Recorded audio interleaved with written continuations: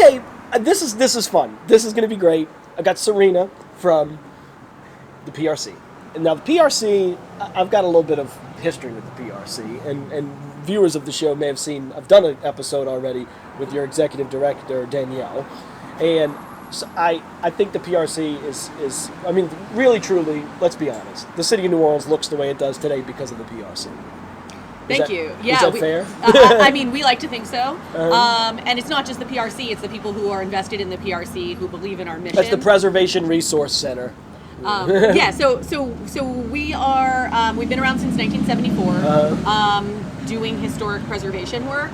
But while we do advocacy and we do education and we print an incredible magazine 9 times a year called Preservation in Print, and we do the content in that magazine is awesome. Thank you. It's, I mean, the team that does it is incredible.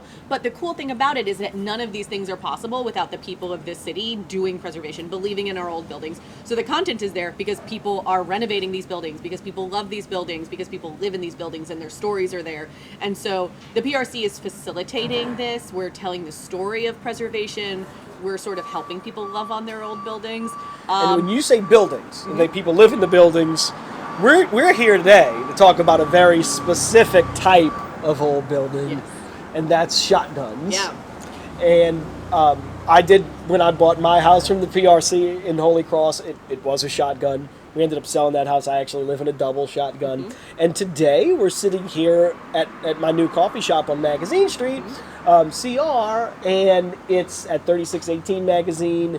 And it's a shotgun too. Yep. So we're focusing in on shotguns because we've got this great. We're the headquarters. Am I announcing it or can you announce it? You announce it. You can announce it. I mean, this is the headquarters for the 2020 Preservation Resource Center Shotgun House Tour. Right here. We're so excited that it's the headquarters is in a shotgun house. This tour has been around since the 90s, and the reason that we started doing the tour back then was, believe it or not, even though you live in your second shotgun house, I live in a shotgun house. You're in this shotgun house for the coffee shop. People love shotgun houses. Everyone I know lives in a shotgun house. 20, 30 years ago, people weren't as keen on shotgun houses. Oh yeah. It was a runaway from shotgun. Well, they're cold in the wintertime. They don't have to be cold. A lot of them are cold, and they were especially cold back then. There wasn't proper insulation. Mine's brutal. But they can be cold. The floor plans are often hard to live in, right? So while back when they were built, a century ago now, they more than that sometimes, it was so common to you walk through a bedroom to get to the living room, to get to the kitchen, and no one really thought too much about it. That's just how you lived. And now people are like, wait a second, we're going to do something about that. But the Shotgun House Tour, in part, was designed to give people this opportunity to really sort of engage with the architecture and see how you can adapt a shotgun house for modern living. How and sometimes that means changing the floor plan. Sometimes it doesn't. Sometimes you can go into a shotgun house that has the original floor plan, and you're walking through people's bedrooms, but they've got it set up in this way that makes it feel like, of course you can do this. This is amazing. Like, I love this, right? I went into one recently, and they sort of set it up with a screen. So I walked through the bedroom. I didn't even really notice that I wasn't in the hallway. I mean, so you can do amazing things with the shotgun house. And so the Shotgun House Tour was founded in the 90s. Okay. In order to get people to see that. And you've been doing the shotgun. You personally have been doing the Shotgun House Tour for a while now. I have. So the PRC has been doing the tour for much longer than I have, but I have been doing the tour for almost 10 years now. Okay. And we go to a different neighborhood every year. All right. And sometimes, that can be really anywhere in the city. Garbage truck. That's it. Being out of the porch. Yeah, it's a city. We're on Magazine Street this year. Sometimes we go to a specific neighborhood. So you picked us. We're the headquarters. Yep. So when you buy a ticket and you come here, you get your ticket and you start the tour right here. Yep. On Magazine Street. Yes. And so every shotgun that you're doing is going to be within walking distance of the coffee shop here, correct? Yep. And some years we've done the tour so that it's in like one neighborhood. and the headquarters is in that neighborhood, and all the houses are in that neighborhood.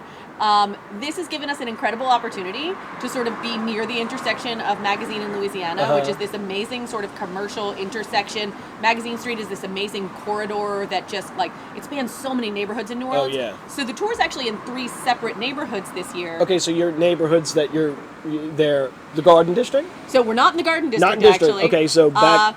But the Irish Channel. Irish Channel.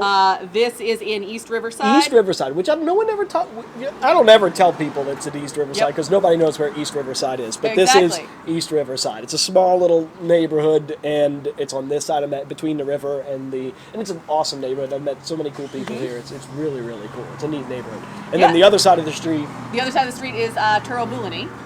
So there are, there are so many different neighborhoods that just all intersect here, and if we're so close to other neighborhoods, but Magazine Street is its own sort of ecosystem, and so being able to headquarter here and be in these different neighborhoods, everything's walkable, right?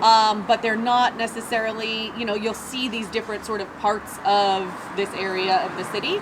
And then each of the houses also has its own character and its own story to tell. Yeah. And so, when you were talking about how the layouts were adapted for different uses, I just want to say that one of the things, here was very challenging to adapt the shotgun house for the use as a coffee shop. Yep. But if you've been here before, or when you take the tour and you come through here, you'll see it.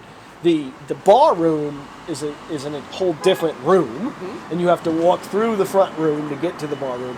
And every architect that I had through here, they hated the idea because the baristas you can't really see, like most coffee shops. When you walk in, you got the bar, you've got all that. Here, you're in a whole different room than them. Yep. And of course, like the baristas, like we've got, and then today technology, I've got cameras so the baristas can see when a table needs to be bussed and stuff. Yeah. But it's just funny when you were saying that. It's like the coffee shop gives you that feeling. Totally. You walk in and you feel like you're in a parlor, Uh-huh. and then behind that there's this sort of like kitchen area, and so it's got the divided spaces, which is a really historic. Because they wanted to use of open it up. Yep. They wanted to open it up. Yeah, and a and lot of I people fought them on that because I like shotguns. Yeah, the historic model for these houses, the historic floor plan would definitely have divided wall. rooms. Uh-huh. But lots of people open up their shotguns now, and shotgun house it's not a style; it's actually a form. So you can have a shotgun house that has the form of the shotgun, which generally means sort of long and narrow with no hallways. But you can add in hallways, you can change the floor plan, and it can be a different style. So you can have an ornate woodwork, and it maybe is an Eastlake style, or a later 20th century version that would have craftsman style or arts and crafts style detailing.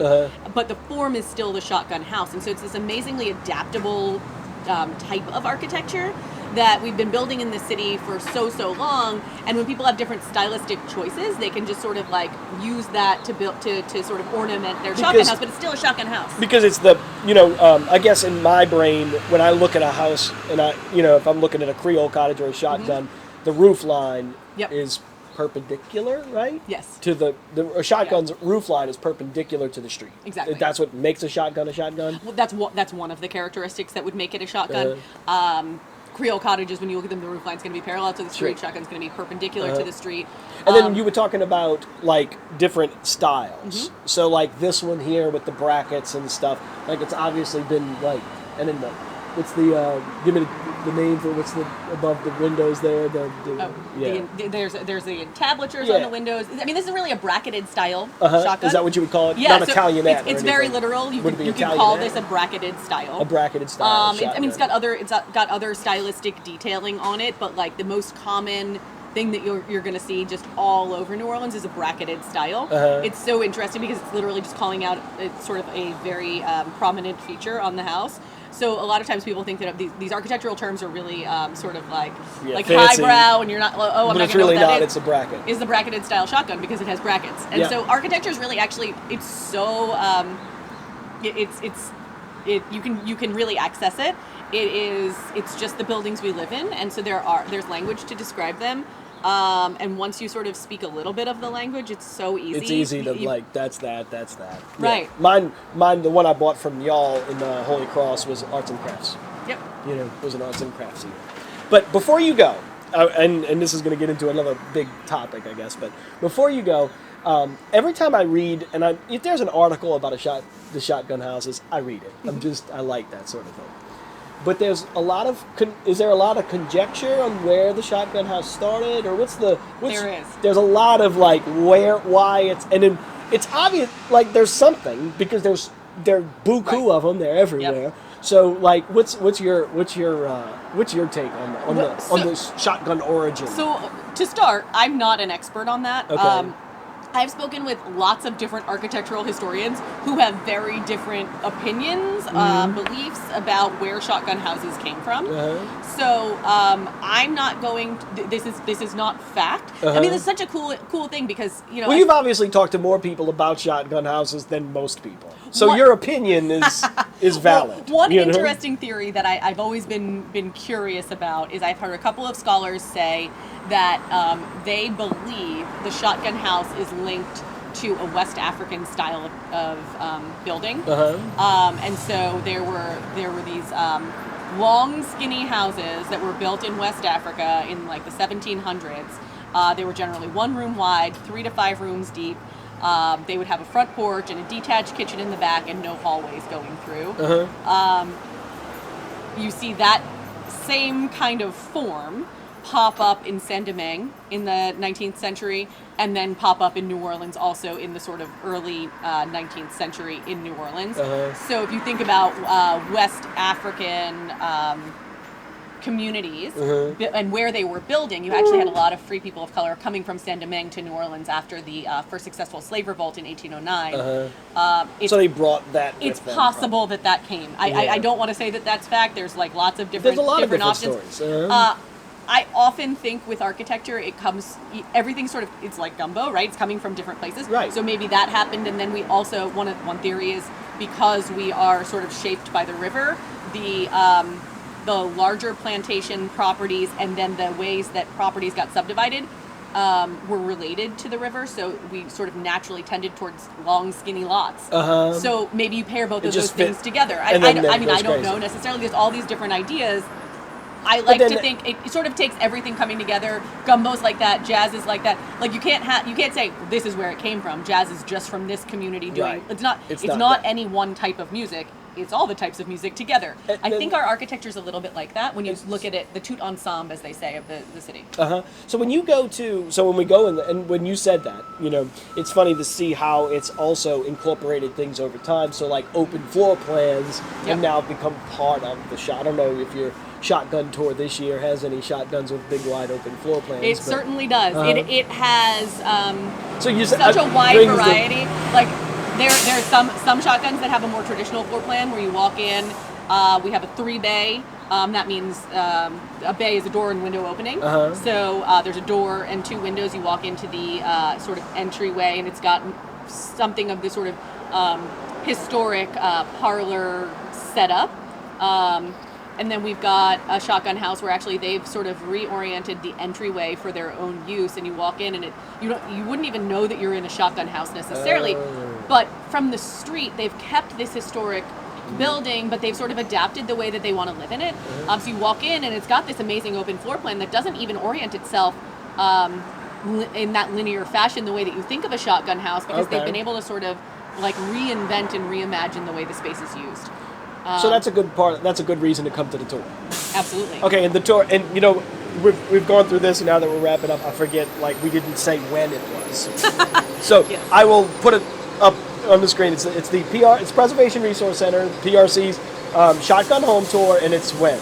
Saturday and Sunday, March 21st and 22nd. 21st, 22nd, and you can go to your website. PRCNO.org. Buy tickets. We have tickets. There's the tour. There's also an after party on Saturday afternoon. Okay. That, you can buy tickets to. That's going to be, it's an extra house, so a little lanyard. It's not a shotgun. This is a raised center hall. Okay. But super cool property that you can only see if you come to the party. It's not on tour. Shynola's going to be playing there. We're going to have food and drinks. We've got Sierra Nevada beer. So we want people to sort of come out and really enjoy the weekend, and hopefully we'll have lovely weather for spring. Yeah, it'll be spring. It'll be great. The weather will be awesome. So cool. And then, of course, they buy the ticket, and then they start the tour here. Yeah, you can buy your tickets online. Like physically here. You This can- this porch. Exactly. Will call will be at CR Coffee, so you Mm-hmm. can come here and pick up your tickets if you've bought them in advance. If you haven't bought tickets, you can come that weekend and Buy them. tickets right here. Yep. Cool. Awesome. Sarina, thank you so much for coming. It's Thank been you, so much Kevin. fun. I love shotgun houses. I do. They're a huge part of my life for some reason. Thanks for having me. Take care.